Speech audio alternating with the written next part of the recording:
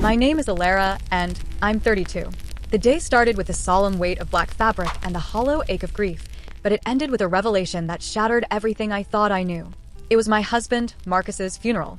He was gone too soon, a sudden, brutal accident that left me reeling, clutching at the edges of a life that had just begun to truly bloom.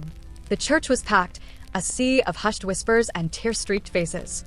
I sat in the front pew, a widow at an age when most of my friends were still planning their first homes. My mother-in-law, Evelyn, sat beside me, rigid and unyielding. Our relationship had always been a tightrope walk, a delicate dance of veiled criticisms and forced smiles. Marcus had been the bridge between us, and now that bridge was gone. As the eulogies concluded and the coffin was being prepared for transport to the cemetery, Evelyn leaned in, her voice a low, venomous hiss that only I could hear. "You know, Alara," she began, her eyes like chips of ice. "Marcus always said you didn't quite fit in. You were never truly one of us." I flinched, the words a physical blow. My eyes, already brimming with tears, welled up further. "Evelyn, please," I whispered, my voice thick with emotion. "Not now." But she wasn't finished. As the pallbearers began to move, she straightened, her gaze sweeping over me with contempt. "In fact," she announced, her voice carrying just enough to draw the attention of a few nearby relatives, "you're not part of this family. Not anymore. I think it would be best if you didn't attend the burial. We need to grieve properly, without distractions." A gasp rippled through the few who heard. My face burned. The humiliation was a hot, searing brand. My vision blurred, not just from tears, but from a sudden, dizzying rage. To be cast out, publicly, at my husband's funeral, by the woman who should have been my solace. It was an act of cruelty I couldn't comprehend. Without a word, I rose, my legs feeling like lead. I didn't look at anyone, didn't acknowledge the pitying glances or the shocked expressions. I simply walked out of the church, leaving behind the coffin, the mourners, and the woman who had just stripped me of my dignity. The cool air outside was a stark contrast to the suffocating heat within. I walked aimlessly for a long time, the injustice a bitter taste in my mouth. 2 days later, the family gathered at Evelyn's sprawling mansion for the reading of Marcus's will.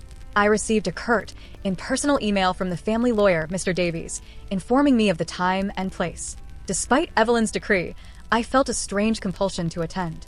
It was Marcus's final act, and I had a right to be there. The atmosphere in Evelyn's ornate living room was thick with tension. Marcus's 2 older brothers, David and Robert, sat on one side, their faces grim. Evelyn sat opposite them, a triumphant smirk playing on her lips whenever her eyes met mine. She clearly expected me to be dismissed, perhaps with a small, token sum, a pity offering. Mr. Davies, a man with kind eyes and a perpetually worried frown, cleared his throat. "We are here today for the reading of the last will and testament of Marcus Thorne." He began with the usual legal preamble, the distribution of minor assets, personal effects, and a few charitable donations. David and Robert received substantial shares of Marcus's business holdings, as expected. Evelyn received the family vacation home and a significant trust. Then Mr. Davies paused, adjusting his spectacles. He looked directly at me. My heart hammered against my ribs. This was it, the moment of my official dismissal. "And now," he continued, "for the remainder of Marcus's estate, including his primary residence, all remaining financial assets, and his controlling interest in Thorne Enterprises." He took a deep breath. "Marcus has bequeathed everything to his beloved wife, Alara Thorne." The silence in the room was deafening, broken only by Evelyn's sharp, strangled gasp. Her triumphant smirk vanished, replaced by a look of utter disbelief, then pure, unadulterated fury. David and Robert exchanged bewildered glances. "What?" Evelyn shrieked, leaping to her feet. "That's impossible. Marcus would never." "She's not even a Thorne." "She's not family." Mr. Davies remained calm. "Mrs. Thorne, the will is quite clear. It was drawn up 5 years ago and reaffirmed just 6 months prior to Mr. Thorne's passing. It is legally binding." My mind reeled. Marcus had left everything to me? The house, the money, the controlling interest in the family business? The business Evelyn had always controlled, the one she had groomed David and Robert to take over? It was a seismic shift, a complete reversal of power.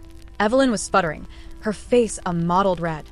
"This is a trick, a forgery. She manipulated him." "There is also a codicil," Mr. Davies interjected, holding up a separate, smaller document. "Added just 2 weeks ago."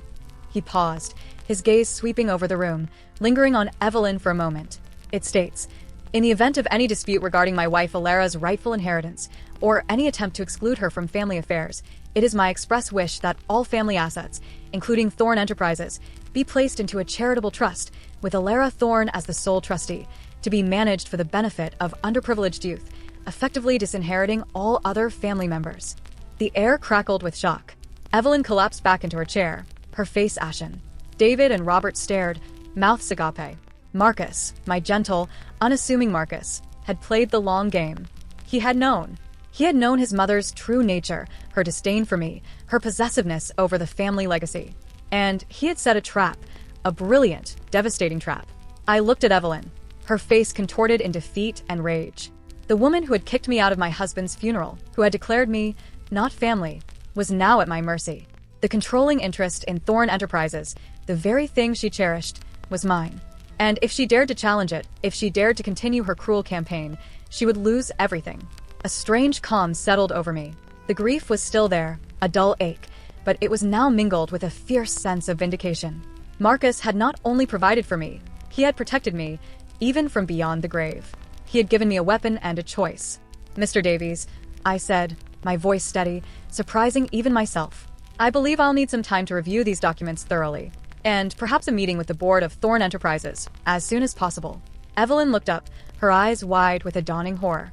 She saw it then, the shift in my posture, the quiet strength in my voice. I wasn't just Alara, the grieving widow, the uninvited guest. I was Alara Thorne, the new head of the family, the one who held all the cards. And for the first time, I felt like I truly belonged. Not because of blood, but because of love and a will that spoke volumes.